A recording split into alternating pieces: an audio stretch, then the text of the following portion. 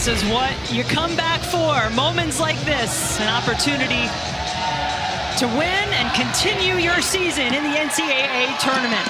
Dayton Flyers in white, DePaul in blue. They'll get their offense going early through Sonia Morris. It's hard to get a fast break on the opening tip, but they did. If anybody can do it. And we wondered a little bit today after watching shoot around if DePaul would start in their press, and they obviously are. They're out here in full court pressure after the score. Usually man-to-man, but occasional trap. There's the trap right away to start the game. And you've got a veteran, Ariane Bradshaw, breaking it for Dayton. Makira Cook, the sophomore, getting the start over to Erin Whalen, who had her shot blocked. But then DePaul unable to capitalize, throwing the ball out of bounds.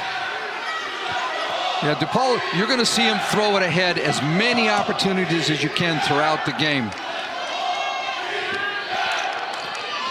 They're that modern analytics team. They want shots at the rim in transition, and they want threes. A third of their shots are threes. You buy that? You like the analytics? I do. Of course, when you have Morrow on your team, the analytics get better at the rim. Cook working the back door for two. That's a play we saw them practice this morning to try to take care of DePaul's pressure.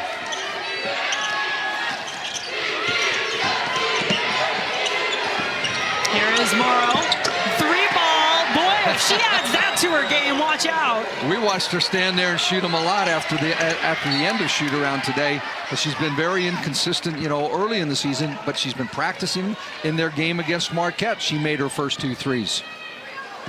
Freshman averaging 21.7 points per game, leads the nation in rebounding. And doing that largely without the three-point shot. Bradshaw on the break, gets it inside to Magassa. DePaul playing a little defense. It'll stay with the Flyers under the basket.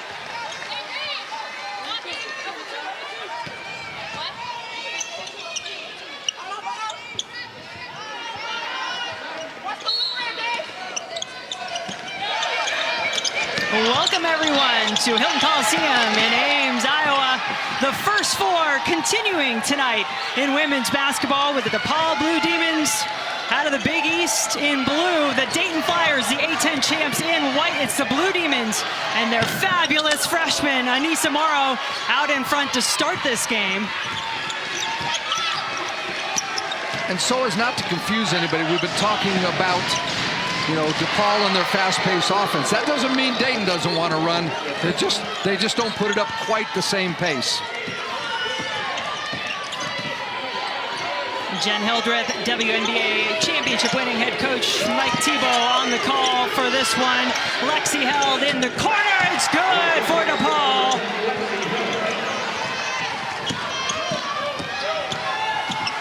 Take a look at the lineups on the floor. Brought to you by Capital One for the Dayton Flyers. Ariane Bradshaw, one of their leaders. Makira Cook into the starting lineup. Erin Whalen, their grad veteran, hitting those points. Tana Magassa, the size inside. Kyla Whitehead, 6'2" senior as well. And your starting 5 for the highest scoring offense in the country. Deja Church with the ball in her hands. Lexi Held just hit a 3 a few moments ago. Sonia Morris. Anissa Morrow, the All-American freshman on the inside, who is fouled on that play, and Darian Rogers. Jen, we have a lot of good players on this court tonight. A lot of players who can score. You know, you mentioned it just a little bit with the lineups. A big change for Dayton tonight is bringing Makira Cook back into the starting lineup. She had been coming off the bench for the last couple of weeks, and they felt like they needed an injection of ball handling and offense that could attack the basket against DePaul. And so Cook is back in the lineup, and as a sub, she's been their leading scorer anyway. On the line is Anissa Morrow, the freshman out of Chicago, Illinois. 5 points in the game now. 10-7 the lead for DePaul. And here's some pressure. Bradshaw, no problem getting through it. There is a size advantage on the inside. Magassa takes advantage. And I think we'll see Dayton try to take advantage of that tonight. Going in the post, attacking downhill with the guards to draw the other defenders from DePaul and let their bigs get on the boards. Sonia Morris Missed everything, but it's picked up by Rogers. Darian Rogers from the logo. And twice already we've seen Dayton's size inside bother DePaul on the defensive end. Flyers down 1. They've made their last 3. Cook on the drive, off the glass and in. What a start from Mykaira Cook. 7 points in the game. She has such a great first step that you have to honor it, and if you back off, she can knock down threes. Church came flying through like that was intended for her all along. Sometimes you just need a lucky tip.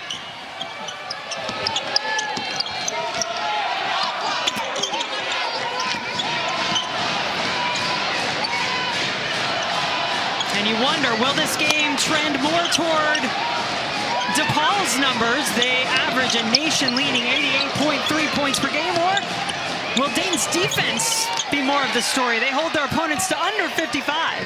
And I think right now, we talked to Doug Bruno with DePaul. I said, what do you do to guarantee that you can get your pace? He said, we just have to mix in more pressure. We have to play a little bit of, trap defense to try to speed Dayton up.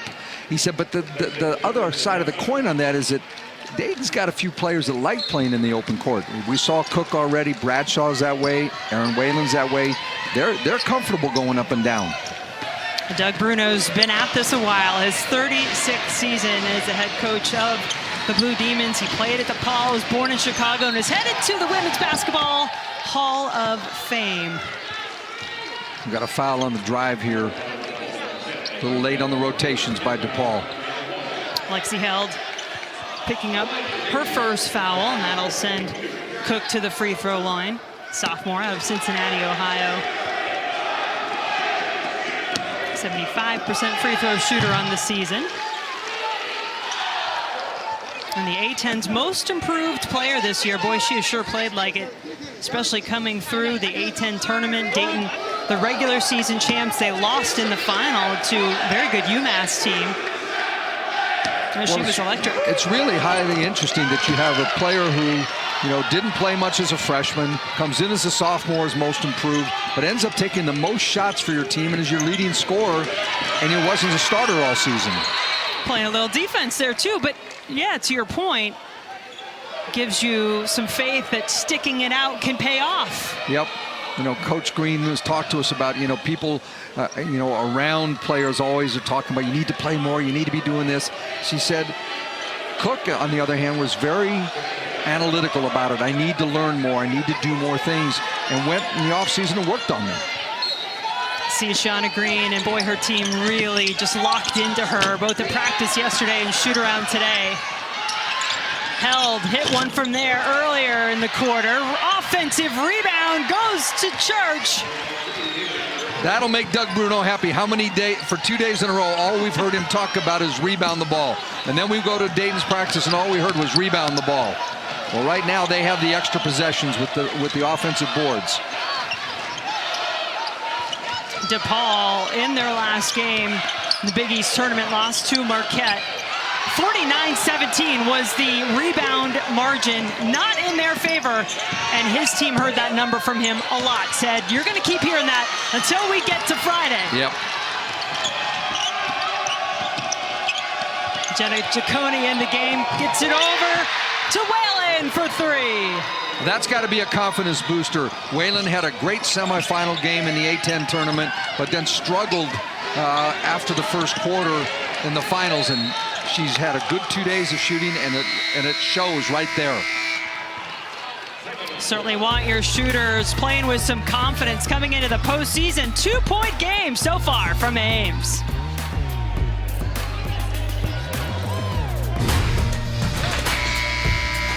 The NCAA Women's Championship is presented by Capital One. What's in your wallet? Looking back at some firsts, Ann Myers had the first full female athletic scholarship. Louisiana Tech won the first ever NCAA Women's Championship, 1991. Pat Summitt's Tennessee Lady Vols, first Final Four live on TV. Speaking of live on TV, the first ever First Four going on tonight. 2 games tonight, 2 more tomorrow. Shout out to Howard tonight, winning in the first game. Their reward is South Carolina. But well, shout out to our DC Howard team. I'm very proud of them. They've done a great job in turning that program around. One game at a time, right? That's all you can hope for. Yep. DePaul empty on the inbounds play. So Ariane Bradshaw and Dayton now with the basketball. Up 2. This right here is what Dayton has to figure out to take advantage of. DePaul's switching all the pick and rolls right now and getting mismatches, but you got to find the right mismatch. Jenna Giacone, first team All A-10 guard for the Flyers, has her first points. They really rely on her and Whalen to knock down open shots to fuel their offense.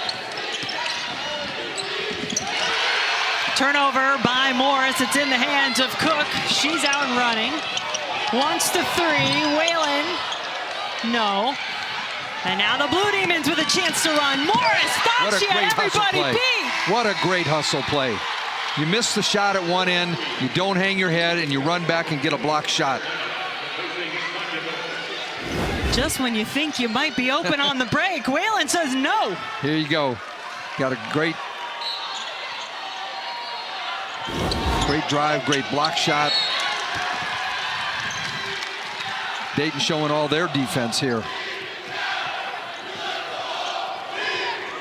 Yeah, and as much as we have talked about the Dayton defense and some impressive numbers, top 10 in the country in field goal percentage defense, 16th in scoring defense, they can put up some points too. This is not a team who's going to try to grind you out. They'll try to run at times as well. Whalen makes the play on one end, hits a shot on the other. So Dayton made a strategy change going into that last timeout. Went with a small lineup with Whalen as the power forward, and it caused a different kind of problem for DePaul. It's a 9-0 run by the Flyers. They take their biggest lead of the game. Well, Whalen gets a great down screen to get herself open at the three-point line, and she just knocks it down. That's her favorite spot on the floor.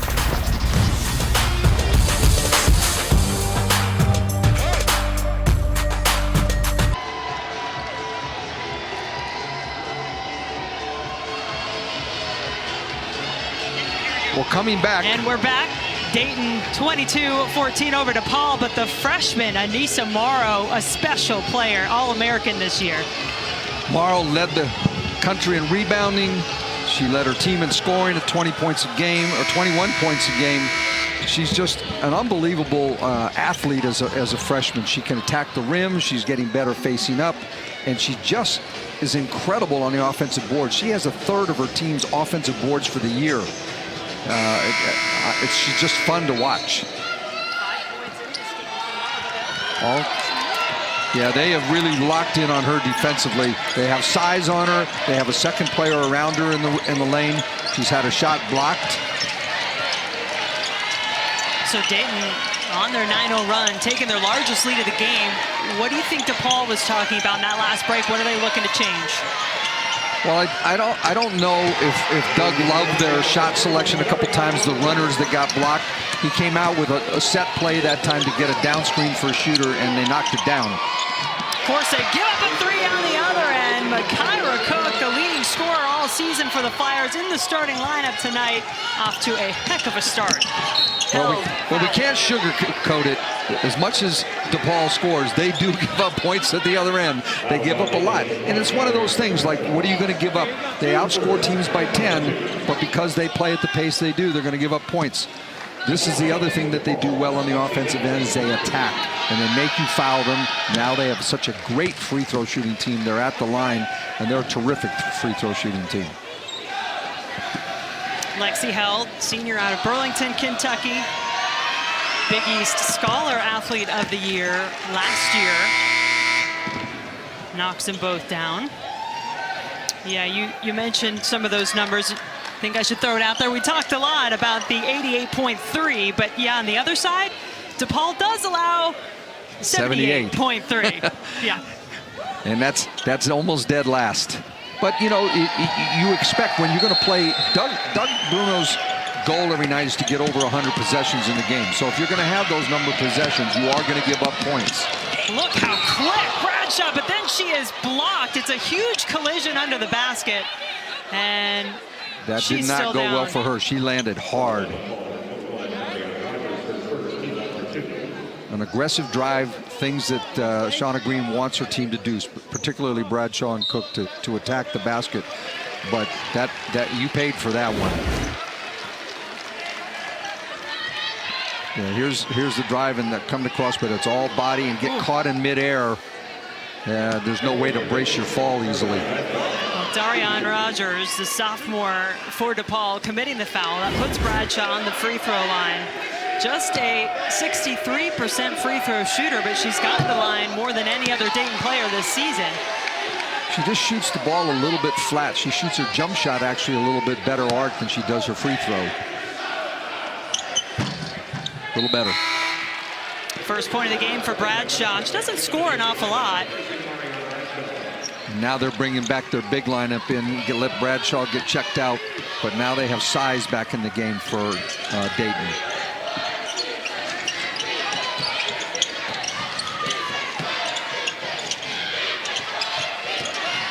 And does DePaul need to get Morrow going again? It's an offensive foul this time against Deja Church. I think she pushed off with her off arm. When you watch DePaul play, if you haven't seen them play very often, this is you're going to see them put their head down and go, but she just creates space with her left arm.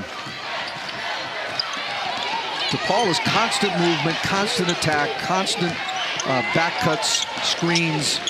They make the defense have to play the entire possession. Magassa short on her attempt, sophomore from France. Morrow calling for it on the inside. She gets it, tries to go over Magassa and does. Nice soft touch. 7 points in the game for the freshman, who averages just under 22 for the season. That's 11th in the country.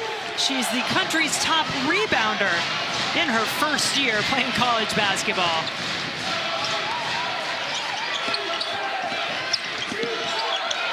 Ciccone.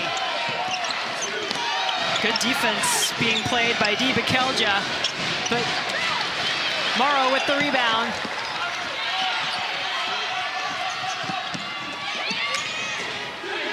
Morrow hit a three earlier. Not really her game. That's her game. Get the rebound, keep on going, but a walk. A little extra step trying to get herself her balance in the lane. But if you play against her, you better block her out on every single possession. 5.5 offensive rebounds a game. How many times did we hear that in Dayton's practice yesterday? I think Shauna Green over and over kept telling her team, if we don't rebound, we don't have a chance in this one. And it's with all the players. I mean, a lot of times nowadays you have teams sending a lot of people back in transition defense. DePaul sends 4 to the boards almost every possession. Step back for 3, and the triples continue to fall for the Flyers. Their last 5 baskets have all been from 3. They made 6 of 8. They lead by 8. And if we wondered what type of scoring game this was going to be, I think it's on the higher end. Yes, it is. No answer there from Rogers. What a first quarter. Welcome to offense. And that's what we've got going here in this first 4 game from Ames, Iowa. The DePaul Blue Demons trailing Dayton by 8 after our first 10 minutes. Well, you got Morrow going to work inside this time with a nice little turn over her right shoulder and a soft touch, and it drops.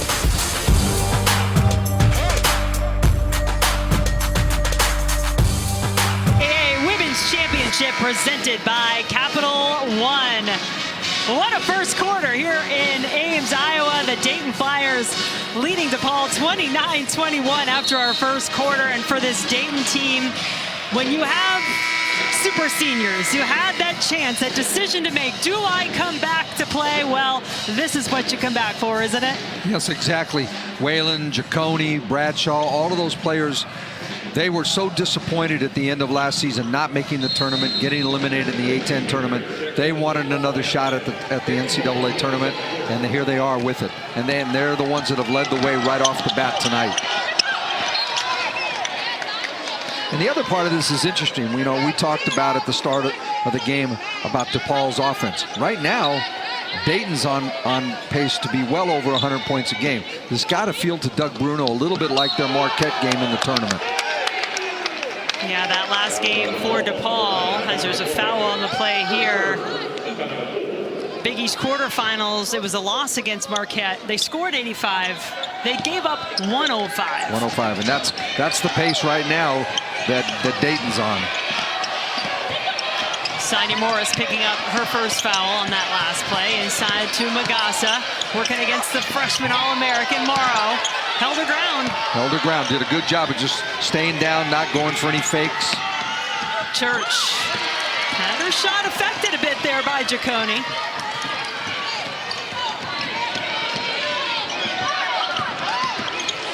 Ball was tipped as Cook was headed to the basket. This is some of that DePaul ball pace. Marshana Green and Dayton saying, we like to go fast. I don't know that we want to go DePaul fast for the whole game. Tell you what, though, when they get this offense moving and all the pieces going the way they want, it is a thing of beauty. Morrow had it blocked. That's Dayton's fourth block shot of the game already. The size inside is something that Dayton really relies on. Magassa, huge length, just turns and waits for Morrow to put the ball in front of her. 3 on the shot clock. Church has to hurry. Does beat the buzzer.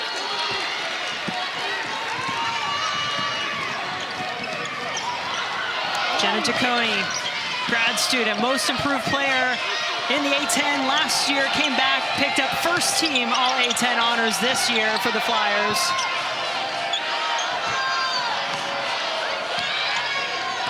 And I don't think people should mistake Dayton's good defense for not being able to score. They just make teams use a lot of the clock because they're so good defensively. And DePaul doing it on this end of the floor. Dayton really kind of had to force there, and nothing forced as Morris has 4 points now for DePaul. The game is at the pace DePaul wants. They just have to do a better job of being efficient in their offense and getting some stops. Yeah, you can't win many games when you let a team shoot 62% as Dayton did in the first quarter and 75% from 3. Getting deep in the shot clock again, though, here. Whalen! No problem! She gets in one of those zones, it feels like she's going to make all of those wing threes. It's her favorite spotters on either wing, foul line extended. Short corner for Held.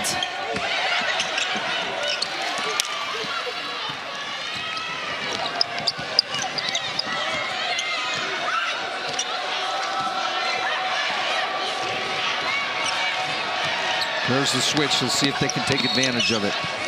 Bradshaw driving. Morris picks up her second personal.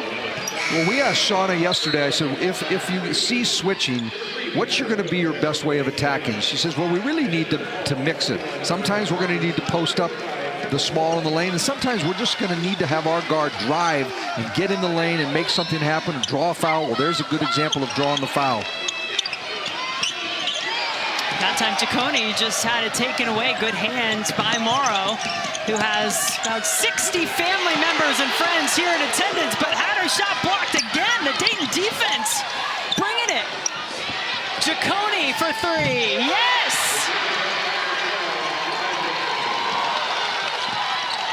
When Dayton starts hitting threes like that, it just opens up everything for them. They have guards that can drive, post players who can score inside, and now when you make all the wing threes, it just changes the game. Flyers 8 for 10 from 3. They do commit a foul on this end of the floor. It's against Bradshaw. This is just good patience. Giacone's late down in the transition as the trailer, and Cook and Bradshaw just wait for those passes.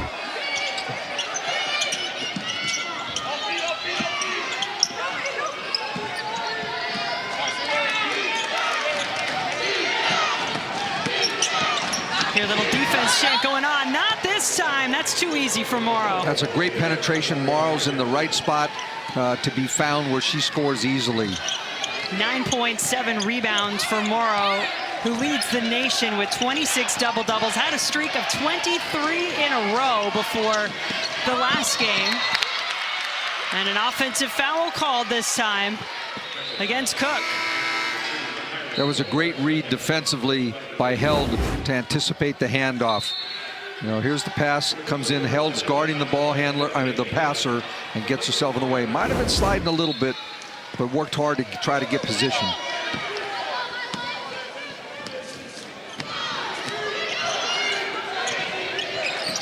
The other thing we haven't talked about with DePaul, they're a little short-handed. They're playing with 8 players tonight, some of whom don't play a lot of minutes. And we'll see what the pace of the game does to them over the course of the game. Yeah, that was Kendall Holmes, one of those 8 coming off the bench. And Ciccone and Dayton feeling it from the outside. Their last 8 baskets have been from 3. Look, they only average 5.9 3-point baskets per game. You can't be much more wide open, though. You can't turn that one down. DePaul's just done a bad job of finding the Dayton shooters in transition. There's going to be another one. Oh, shot fake to get herself the look. Oh, my. It is a 3-point clinic by the Flyers. Just, I mean, when you get a couple open ones, it just gives you great confidence. Now you feel like you're going to make everyone. Ciccone made her last one on the other side. This time she just pump fakes the defender to get him off and said, okay, excuse me, I got this.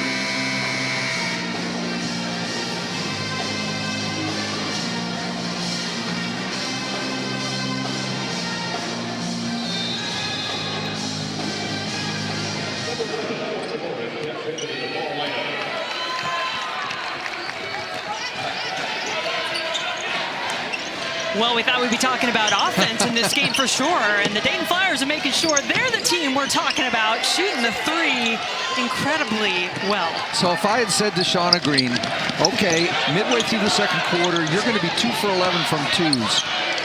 What do you think she would have thought? Not feeling too good. But now if I tell her that she's 10 for 12 from 3, she's probably out buying lottery tickets. And certainly the pressure on this DePaul team now to try to find an answer for what's been happening, especially on the other end of the floor. She's not been able to get into their game while Dayton very much in rhythm. I don't know if Bradshaw needed that shot. I think she had the opportunity to wait for a couple of her shooters to get down the floor. Morrow, quick turn and the bucket. That's a tough shot because there's a lot of size between her and the rim on that.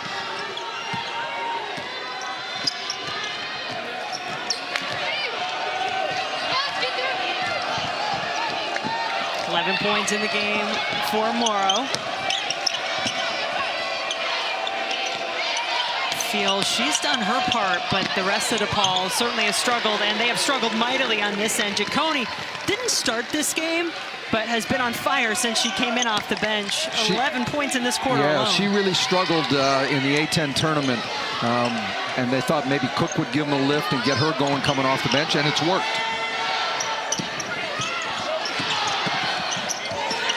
I like the idea there from Morris, trying to feed Morrow inside.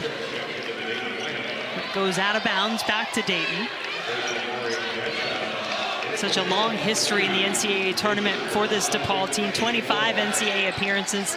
They had qualified for the tournament 18 straight years before not making it last year. And Doug Bruno saying really felt like an eternity when you're used to being there. They were on the bubble. The only team Charlie Cream did not pick correctly in the field of 68 when he was predicting the teams that would be in this tournament.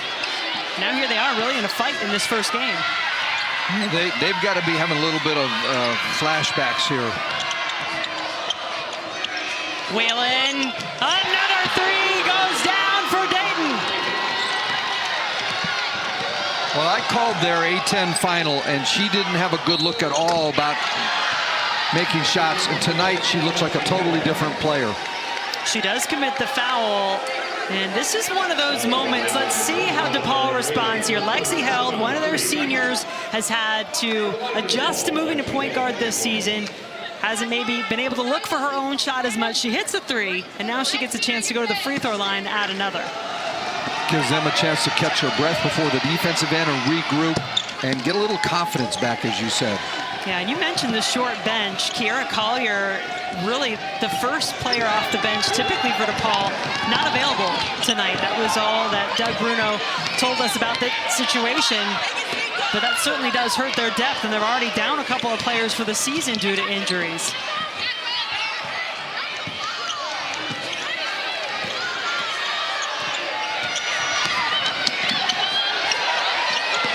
A lot of intensity from both teams on this end as there's a foul. It's Kendall Holmes fouling the shooter, Giacone. I think her foot was on the line. I think it's only going to be a 2-shot foul.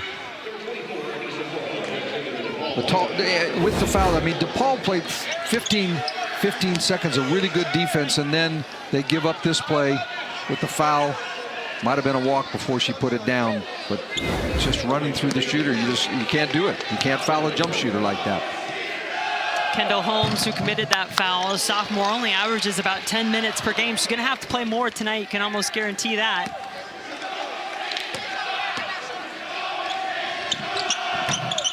Giacone hits them both, and Dayton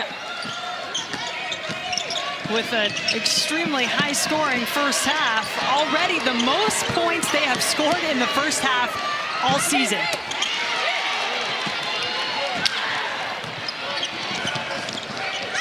Flyers have lost in the first round their last 2 NCAA appearances. That was 2017 and 2018. Want to get through this first 4 game, make it to Friday in a matchup against Georgia Lady Bulldogs. Ooh, missed an opportunity. Whalen had DePaul beat in transition, and Cook did not see her.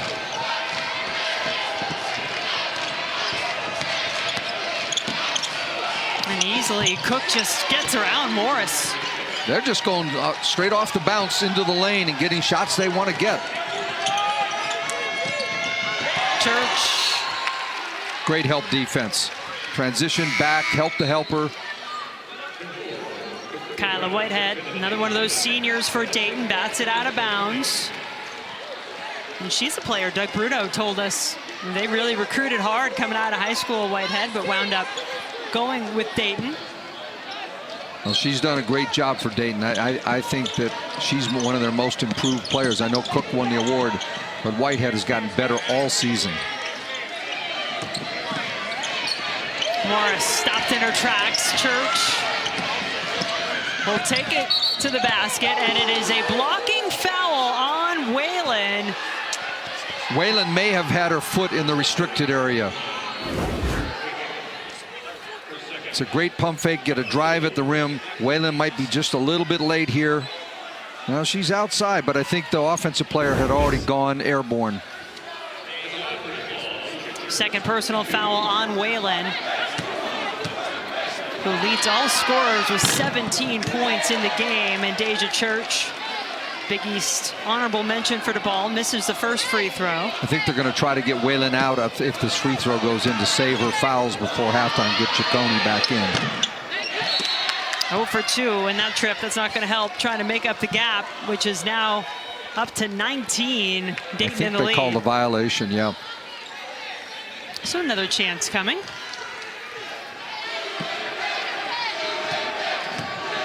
Church, typically a very good free throw shooter, over 90% on the season, had made 15 of her last 16, and she does make good on that second chance. And there you go. Yep. Whalen, those 2 fouls will go to the bench. What a first half for her. 17 points, 6 of 9 from the floor, 5 of 7 from 3. And Dayton as a team has made 7 of their last 9.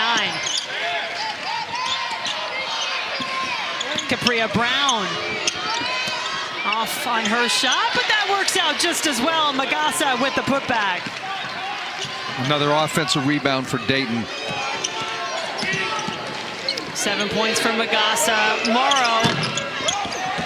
And I have to think, if you're Dayton and you've got Morrow shooting threes, you're probably okay with that. You'd rather her out there than inside. No question. I mean, she's killing people inside. And then she compounds the thing by fouling 90 feet from the basket. It's one thing to miss a shot, not getting offensive rebound, but don't bail Dayton out with a foul that far away. You need her on the floor. You can't afford to have her in foul trouble.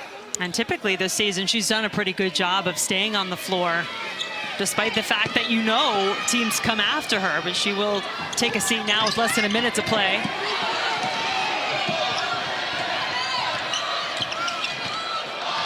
One of the things that Dayton's really good at is half-court sets to really try to take advantage of certain players on the floor against matchups. This being one right here, Giacone against a small guard. Works to perfection. And Jenna Giacone, this quarter has really belonged to the graduate guard. Dayton runs a play here to try to get a switch, and they get a guard on Giacone in the block area. She just turns, bad foul, good shot. 19 points now for Giacone, 17 of those in the second quarter. Dayton up big. Shot blocked. Talked about Dayton's defense. They smother you. You've got to find a way to spread them out where you can get one-on-one drive-bys, but there's always a help defender coming.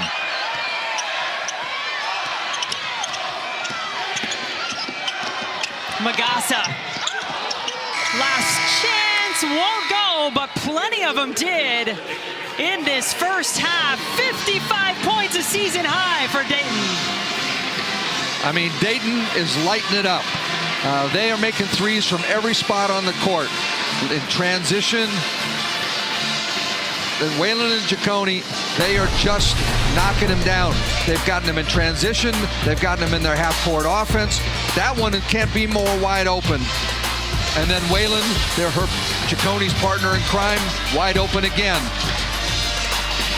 Dayton with 55 points. Well, let's get you now to the studio. Let's take a look at how Dayton is achieving the impossible, brought to you by Adidas. I mean, Giacone, Whalen, Cook, Bradshaw, all knocking down threes. Those four players have 51 of the 55 points. You talk about seeing the ball go in, feeling like you can't miss. Well, not only did they feel that way, but that was pretty accurate for the Flyers in that first half.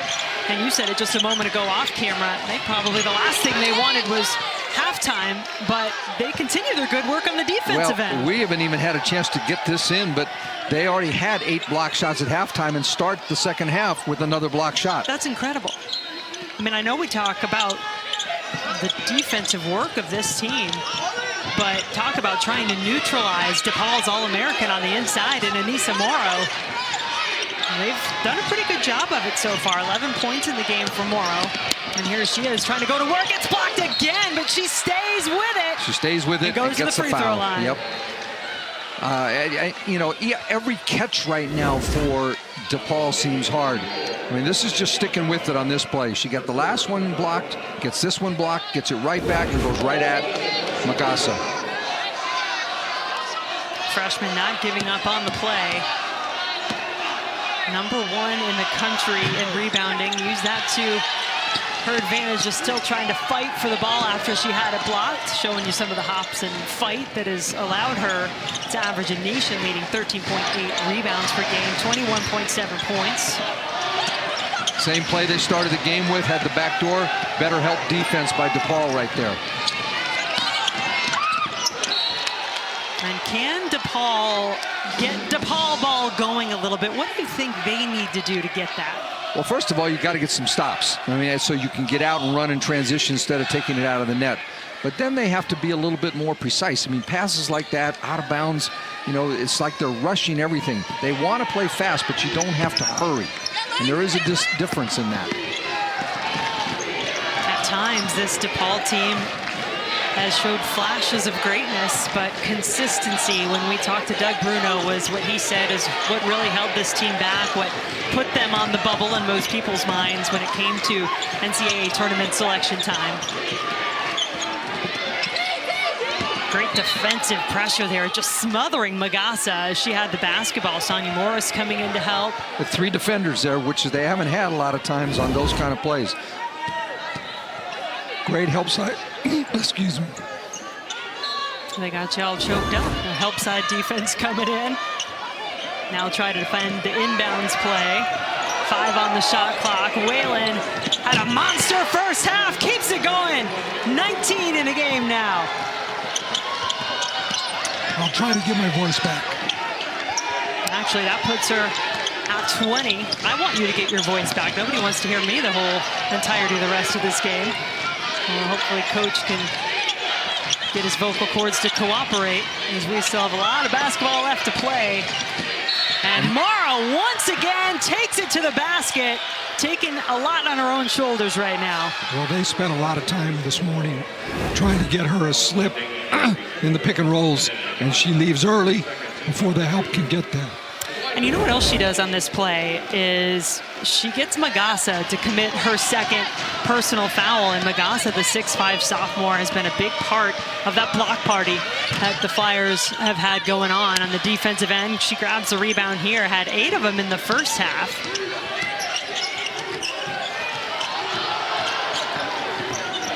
Ariane Bradshaw over to Cook. There's another rebound out to Whalen. Had a wide open look. Those are the ones that went in the whole first half. Wasn't much that didn't go in for Dayton. Around and out, unlucky. The rebound and the putback. Guess who? Anissa Morrow showing you why. She's a second-team All-American by the AP. That was just announced earlier today. And is going to be a player to watch for years to come for DePaul. And talking to Big East coaches, they just say she's a nightmare to keep off the boards. I mean, she's 6'1", so she is outsized by players like Magassa, but to come in and put up the numbers that she has had, 26 double-doubles, leading the nation in rebounds, offensive rebounds. Well, as one coach said, you know, you keep saying, well, we got to block her out. It's hard to block out a moving target because she's constantly in motion. Those 6'1", 6'2" athletes that just have a motor about them are tough to deal with if they're that talented. Now Morrow with her 27th, nation-leading 27th double-double, 17 points, 10 rebounds in the game. But her team still down 20. Sonia Morris, one of the seniors for DePaul, had it batted away by one of the best defensively to ever play at Dayton, 3-time All-A10 defensive team member, Ariane Bradshaw. Another one of those grad students who decided she wanted more of this, came back this year.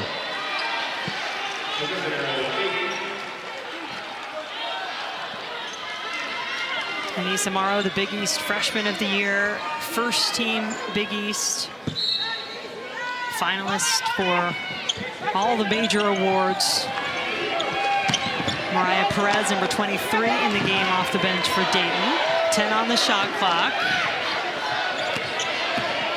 Bradshaw trying to get by Morrow, and does! Bradshaw and Cook getting in the lane, getting what we call in the tunnel. That's a nightmare for DePaul. She just gets a straight line drive at the rim, and then trying to get a block shot, and you end up with a foul instead. Second personal on Morrow, puts Bradshaw on the free throw line. Just 1 point in the first half. Bradshaw, remember, started her career at South Carolina, was part of their NCAA championship team before she transferred to Dayton. Another block shot. This is something, you know, as she gets older and figures things out, Morrow will learn how to play against some of these bigger players. and learn to extend underneath their arms or draw the foul a little bit better. She's putting the ball right in front of the defender right now.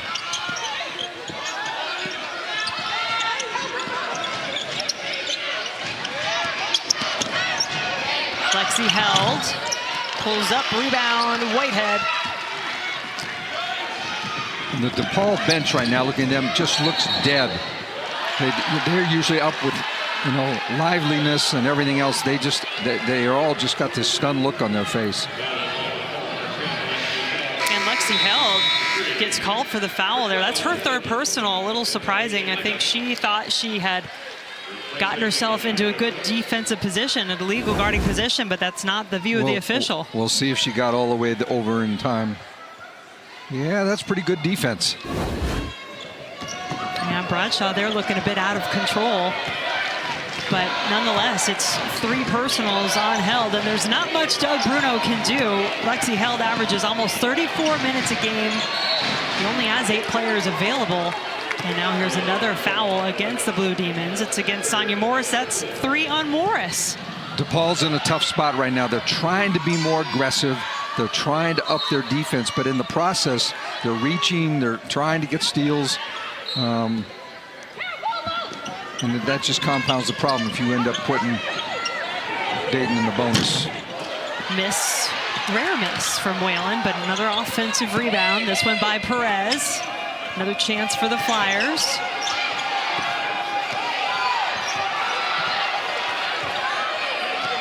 Eight to shoot. And Morrow just picked up her third.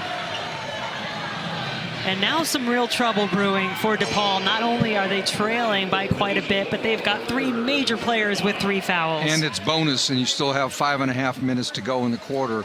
It's going to be a parade to the free throw line.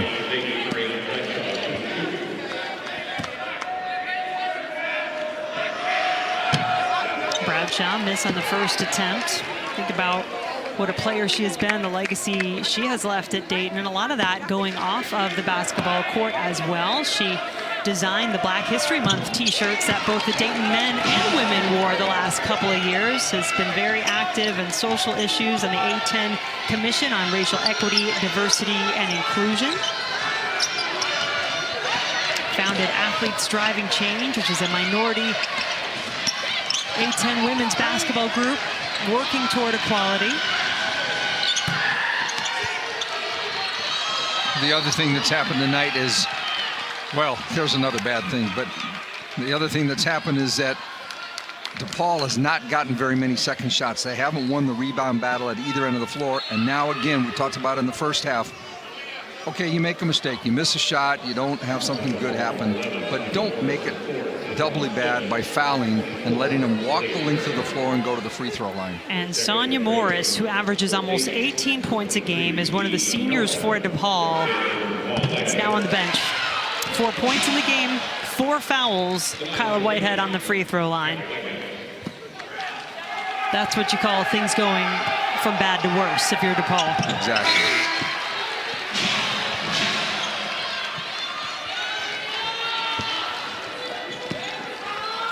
Malia Perry, number 24, checking in for Dayton. Redshirt junior, transfer from Auburn. I think DePaul is so used to being able to, you know, take advantage of turning the corner or a mismatch on somebody, and there's always another Dayton defender standing there in their way. Another block. And there's a real art to blocking shots without fouling. And right now, Dayton has excelled in that area. The nation's highest scoring team getting outscored aplenty by the Dayton Flyers right now in Ames.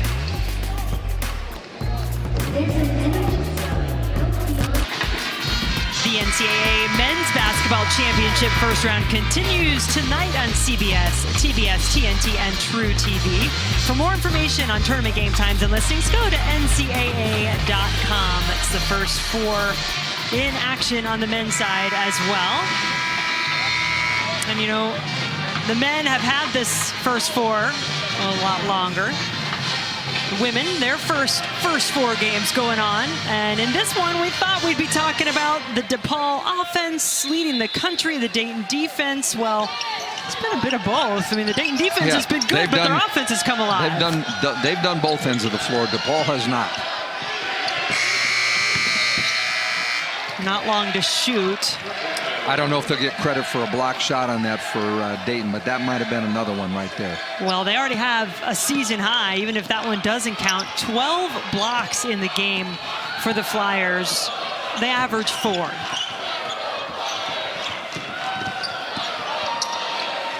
Whalen. Another one of their pet offensive plays coming out of timeouts. Setting up a 3-point shot for Whalen. That is the 7th triple of the game for Aaron Whalen. Deja Church, no.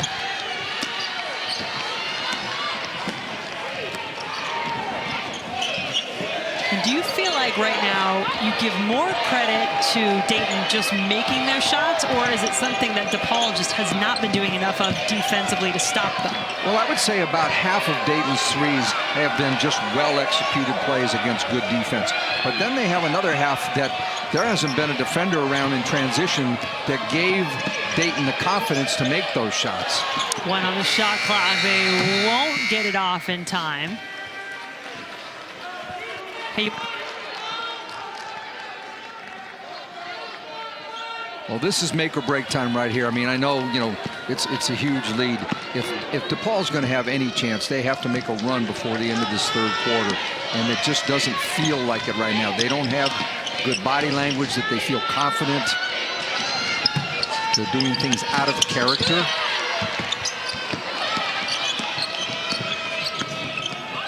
Dayton coming in looking like a champion, regular season champs in the A-10. Little hesitation there from Bradshaw as she gets the finish. I mean, if you draw plays from timeouts like coaches do, and you can get as many well-executed ones as Dayton has had tonight, you're living right. You jotting any of those down? See any I have a few of them I've jotted down the last couple days. A few of their out-of-bounds plays, late clock too. Morrow able to get herself a look.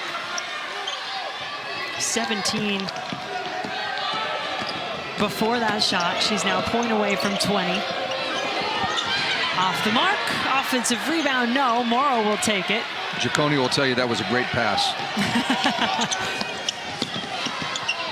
Nearly worked out. Morrow going to work again. And she is fouled by Mariah Perez. Perez walked into her, got her on the arm, whereas when Magasa's been there, she's had a little bit more length and can make Morrow shoot the ball into her hand. Well, the NCAA debut in the tournament for Anissa Morrow has put up some pretty good numbers. 19 points, 11 rebounds, another double-double for the nation's leader in that category. I mean, I would say amongst all the DePaul players, she has kept playing the way she's supposed to play. She's kept attacking. She hasn't backed down. I think Helda's done the same thing, trying to push the tempo, do what DePaul does. But they just haven't had enough contributions from the whole group, which they need to be at their best. 20th time this season that Morrow has scored 20 or more.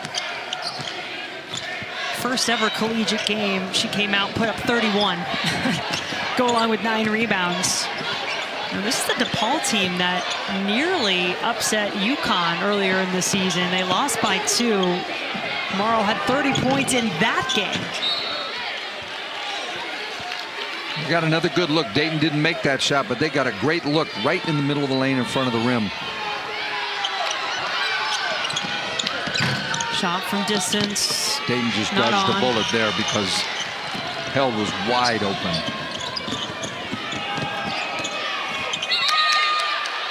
Well, to this point, I think it's safe to say we have not seen the best of this DePaul team. This is not a team that was able to put together 22 wins on the season. They went 14-6 in the Big East. They've been certainly much better than this, but have just been really almost played off the court tonight in Ames, the way this Dayton team has come out and continued to fight. And so is Morrow. You give her credit for continuing to fight on the other side.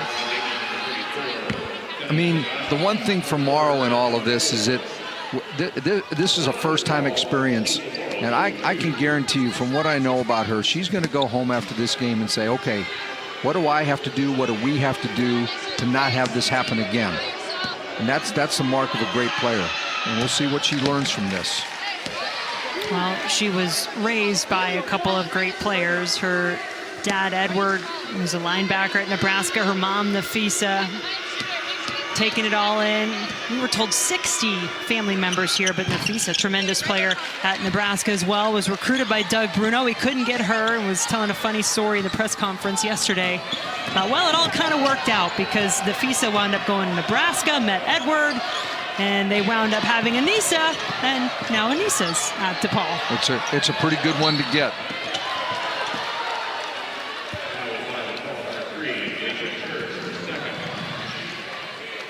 Second foul committed by Church will send Giacone to the free throw line.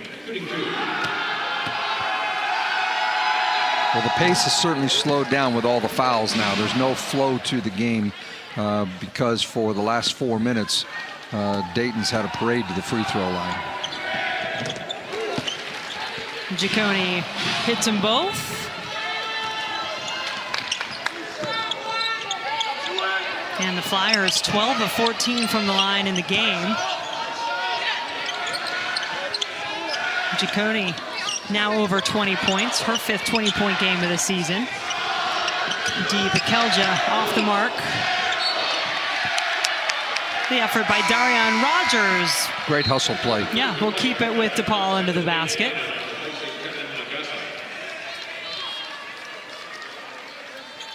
A reminder that the winner of this game will face Georgia, the first-round game on Friday here in Ames. And we're going to have more free throws coming. Morrow's just going to continue to work.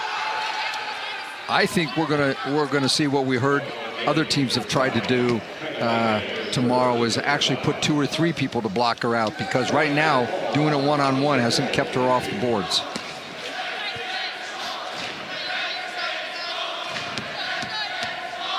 Morrow, 23 points in the game, a dozen rebounds. She leads the country in double-doubles.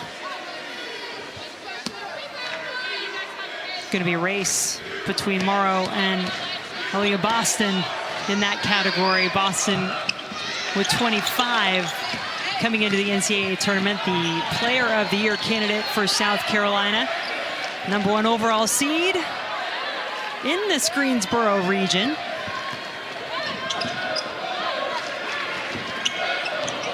Morrow, good hands to tap it away, but she stays down, hurt on the floor.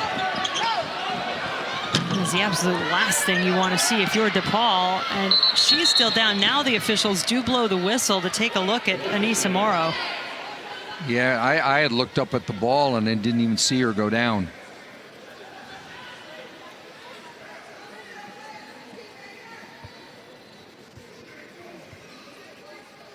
She was doing what she's been doing on both ends of the floor, just being so active, moving around, trying to get a hand to the basketball. And couldn't see exactly why, but saw her go down, and she stayed down.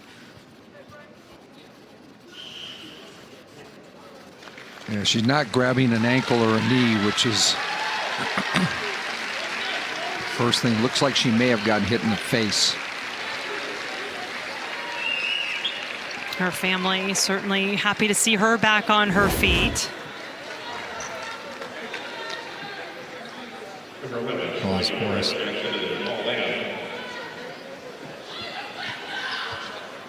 She got hit in the face, just it looked like the side of the nose.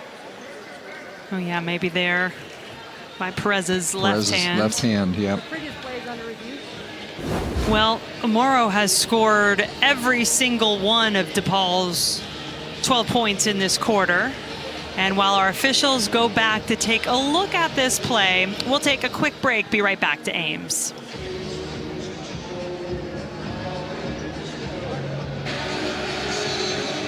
So the officials took a moment to go back, look at that last play, to talk to the coaches. Brenda Pantoja, Brian Hall, Fatu Sissoko Stevens, our officiating crew. This is what they went back to look at, and their deduction was what we thought, incidental contact. Yeah, the hand got actually caught in Morrow's braids, and she hit her as just hand got caught in the hair, grazed her on the side. Nothing there, nothing intentional. Well, Anissa Morrow, certainly one of the stars here in Ames, but we've got more on the way in this Greensboro region. How about Aaliyah Boston, South Carolina National Player of the Year candidate, as is Caitlin Clark from Iowa. Those are some pretty good players. Pretty big time here in the Greensboro region. That's where these teams are all trying to get to. Melissa Smith from Baylor, another one of those top candidates. These are all first-team All-Americans, by the way, as is Haley Jones, who's Stanford Cardinal, the defending national champs. Some of the big names to watch all across this NCAA women's basketball tournament as we just get things rolling with the first four games tonight. One earlier, Howard picking up a win, and the Dayton Flyers have been in control. It was back and forth early, but then there was a stretch there where Dayton just started knocking down threes, and they never stopped. And a lot of those threes came after great defense. Yeah, they've done it on both ends of the floor for sure. And not much has gone right for DePaul other than Anissa Morrow. She's continued to show why she is going to be a special player for many years to come. 23 points, 12 rebounds for the freshman All-American. I've been impressed with Dayton's overall game plan at both ends of the floor. They have been really locked in, and if you can get a feeling from practice and shoot around, we had that feeling, I think, when you say watching them. Yeah, I mean, the Dayton players for 2 days, people who don't even play much were talking through plays and saying, hey, we need to do this, we need to do that. And this play right here is a perfect example of one of the things they wanted. They wanted Cook and Bradshaw to be able to attack into the lane against the DePaul post players and get to the free throw line, and they've done that. 15 points in the game for Makira Cook, who was arguably Dayton's best player through the A-10 tournament where they lost in the championship game to UMass. And 1 quarter left to play in Ames. It has been all Dayton so far. 10 minutes to go for Shauna Green's Flyers.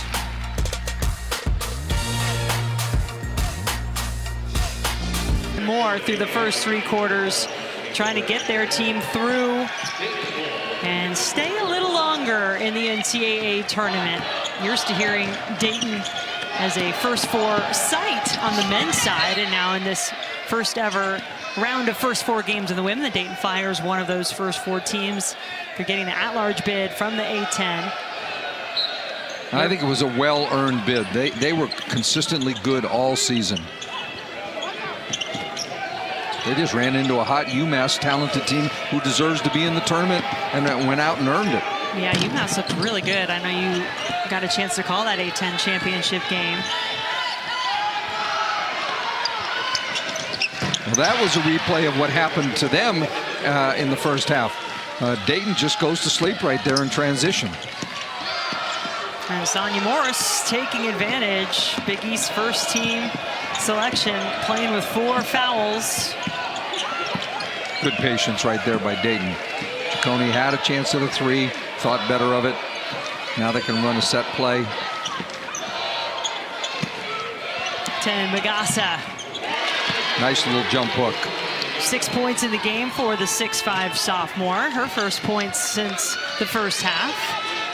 She's had a huge impact, though, on the defensive end of the court. She's had 6 blocks in the game. Helped to really Great negate pass. Morrow's presence, just a at little least high. sometimes, as Ciccone couldn't quite get her hands on the basketball. Good look. And so if you're DePaul right now, you think about players like Lexi Held, like Sonia Morris, like Deja Church. If this is to be their last game in a DePaul uniform, how you want to finish? What mark do you want to leave? The first 3 quarters have not been what they would like by any means. We used to say to our players, play every minute as if somebody's watching you play the last time you could ever play. And be proud of what you did. Don't have any regrets. You know, this wasn't their night. I mean, they've been outplayed by Dayton the entire game, but don't give in to it. 5 on the shot clock. Good patience as Bradshaw goes inside to Whitehead. 4th foul committed by Deja Church. I mean, Dayton's had a really nice balance of offense. This last couple possessions, they've gone back inside. They didn't settle for threes. They've gotten both Whitehead and Magassa good looks in the paint. One resulted in a jump hook, and this one resulted in a foul. You know, I heard Doug Bruno talking in the press conference yesterday. He and Shauna Green, their locker rooms were right down the hall from each other last year as both of their teams missed out on the NCAA tournament. They were in the NIT, they were in Rockford, Illinois. Now here they are, both in the first 4 back in the NCAA tournament this year. But their paths diverge at this point, and Dayton's has been the better path so far.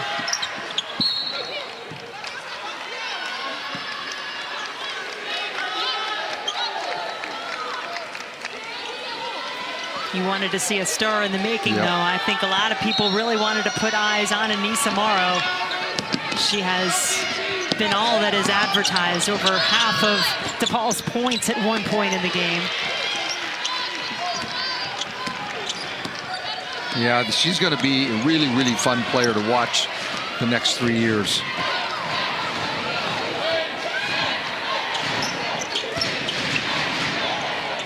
Magassa fouled.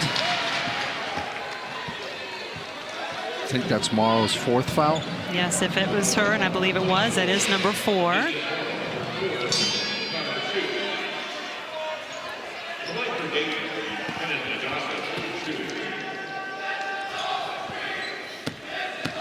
Magassa, the A10 6 Woman of the Year last year, misses on her first free throw. And complete coverage of the NCAA Women's Championship on the ESPN family of networks continues March 25th through 28th with the Sweet 16 and Elite 8.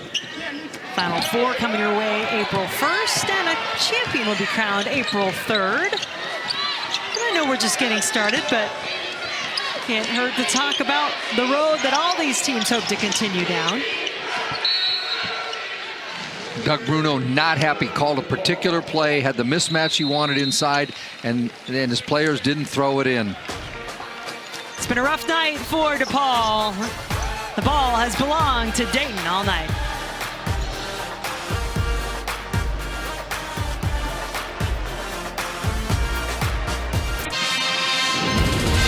The NCAA Women's Championship is presented by Capital One. What's in your wallet? Doug Bruno, a Hall of Famer many times over. He's in the DePaul Athletics Hall of Fame and will be inducted into the Women's Basketball Hall of Fame this summer. And the work he has done at DePaul, just incredible. 25 NCAA tournament appearances in program history. They have all come under his watch. I came to Chicago as a Bulls assistant coach about the time he started his career at DePaul. And it's just been amazing, the consistency of his program over these years. He's developed a very signature style, and it's nothing new to see DePaul as a team up there toward the top, if not leading the country in scoring as they're doing this season.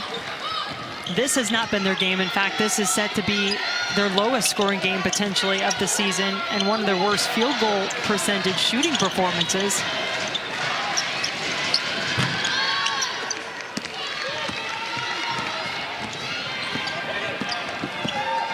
Well, the other part of this is I saw Dayton 2 weeks ago when they were devastated, losing in the conference final. And you kind of wonder how a team bounces back from that or not. I have been totally impressed for 2 days of how they have approached this game, their work, what they've done, you know, as far as scouting report. They're one of the best scouting report defensive teams. They're not a team that comes out and overplays people and gets a million steals. They take away your strengths. That they focus on taking away, you know, a couple things from you that you rely on. They didn't give DePaul transition plays today. They didn't give them driving lanes and without help defense being there. They haven't done a great job on Morrow, but they've made her work for everything they've got.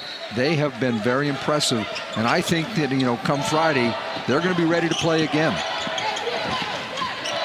You can bet Georgia right now watching this one closely. The Lady Bulldogs will get the winner of this game, and they have never faced off against Dayton, so no time like the NCAA tournament for that first meeting. Very similar defensive teams too, similar numbers. You know, Georgia has quick guards in the backcourt that pressure. They have size inside.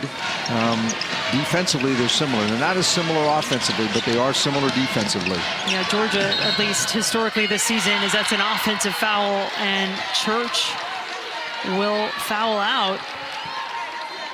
Certainly doesn't shoot the three the way Dayton has done. Well, Dayton hasn't shot it as well as they have. The other official just overruled. Well, that would have been the 5th on Church, so she's happy to be able to stay on the floor a little longer.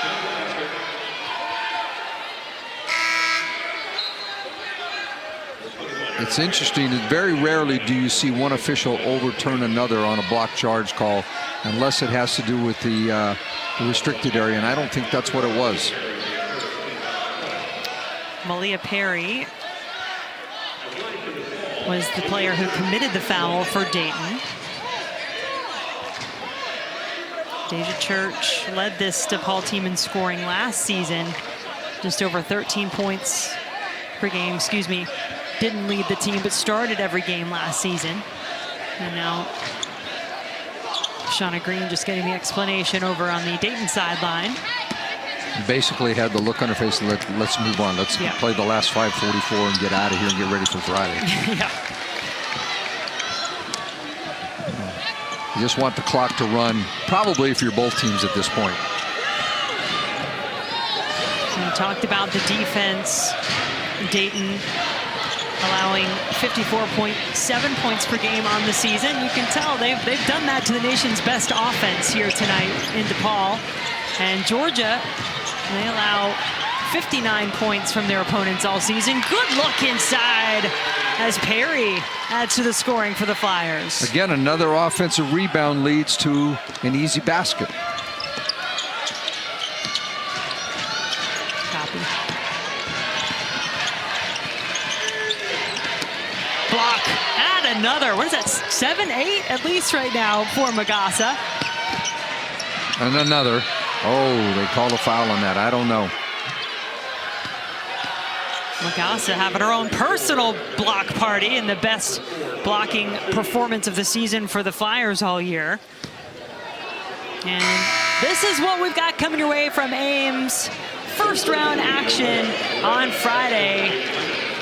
The three-point shooting by Dayton tonight. Maybe a little taste of what you might see. Iowa State, a historic season in terms of shooting the three-point ball. The best in school history, best single season mark. 333 makes in the Big 12. UT Arlington, great story as well. Their coach, Sharika Wright, has done a tremendous job there in her second year. And Georgia getting ready to take on the winner of this game. Looks like they will have their first ever meeting against the Dayton Flyers. There's those 333 made threes. So if you like threes, here you go. And then do not foul Iowa State either, because they shoot free throws in the mid-80s too. Star Jacobs, a very aptly named player for UT Arlington. Can't wait to see her on the floor. The Sun Belt champs. She was the player of the year in that league, tournament MVP, averages over 21 points per game. And you can bet this place is going to be rocking as Morrow had the block, but then DePaul turns it over. They average over 10,000 per game here at Hilton. You've heard about the Hilton Magic. Yeah. I have a feeling we may feel some of that on Friday night when the Cyclones take the floor. Well, I was in Kansas City this weekend for the Big 12 tournament, and it seemed like half of Ames was there too. Everybody was joking down there that it was an Iowa State home game. They do love their basketball in this town, and they've been rewarded with a terrific season by their Iowa State team, finishing second in the Big 12, ranked number 10 in the country. And Whalen is having herself a game for Dayton. Came into this, you know, she is a graduate student, started her career at Vanderbilt, never played in the NCAA tournament until this year. It's really interesting, too. You know, she's kind of gone cold from the three. She just, after halftime, lost her rhythm. She's figured out, well, I'm going to put the ball on the floor and I'm going to go attack, and good things happen. She gets to the free throw line on top of making the bucket. And that was the 5th foul on Sonia Morris, so she walks off the floor. Perhaps could have the chance to come back, not sure. That could be the last time she walks off the floor for DePaul, getting some hugs on the bench.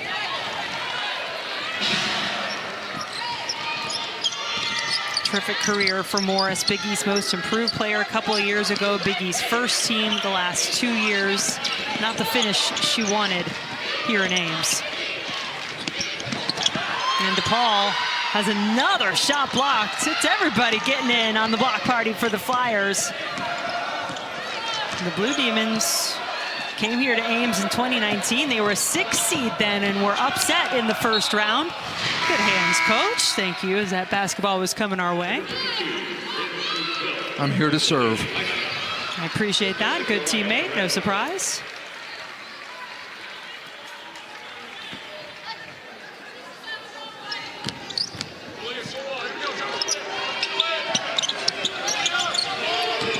Just over 3 minutes to play in this first 4 game from Ames, Iowa. A game that has belonged to the A-10 regular season champion Dayton Flyers.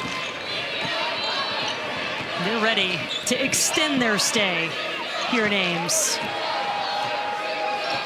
Make it to first round action against Georgia on Friday night. That game will get us started from Ames, and then the nightcap, the Iowa State Cyclones. Great patience on that pass. Great patience. Timeout called after that basket by Bryn Shoup-Hill. And speaking of Iowa State, Jones sisters in the house, including Ashley Jones. What a career. Now a 2-time All-American, the all-time leading scorer for the Cyclones. It's going to be fun to watch her. And happy birthday, by the way. It's her birthday today. It is. She's a prolific scorer and a surprisingly physical rebounder for a wing player. She's averaging almost 9 rebounds a game, so she'll fit in this game. Hi, Bill Finley. How are you? Well, he's able to sit and watch a little bit. Iowa State head coach.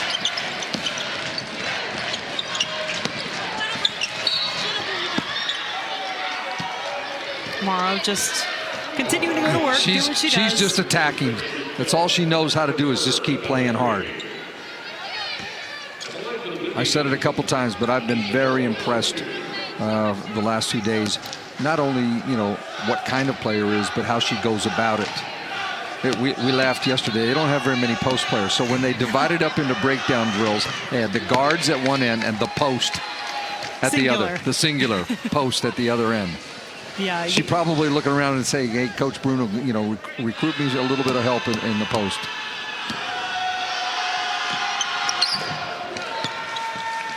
Good free throw shooter as well. Her mom and a lot of family members making the trip from Nebraska. Come and see Anissa play. Whalen, the drive is good. Great finish. I'm impressed. You know, you got a lot of bench players in right now for Dayton with Whalen, and they are executing. I mean, they are running the sets that they ran this morning, shoot around to perfection. 2 more for Morrow in the game, 28 now. Whalen also with 28 points for Dayton, and that's a new career high. Same play they ran before with a different wrinkle. Shoup-Hill. Another chance on the offensive rebound, no, and emphatically, Morrow shows you why she's the country's top rebounder. Things just about coming to a close here at Hilton Coliseum. DePaul Blue Demons maybe didn't think they were going to get to go dancing this year. They were on the bubble. They made it into the tournament, but they will not stay, as the Dayton Flyers will be the team to move on. Shauna Green calling a timeout to get a couple more players in. Their fans behind the bench starting to get to their feet, celebrate that career high from Erin Whalen as she comes off the floor. 28 points, 7 three-pointers made. I love what you said. When the threes weren't falling, she still found a way to do other things and contribute. Yep, I mean, she jump-started them with her threes, but she kept it going with other things on the floor.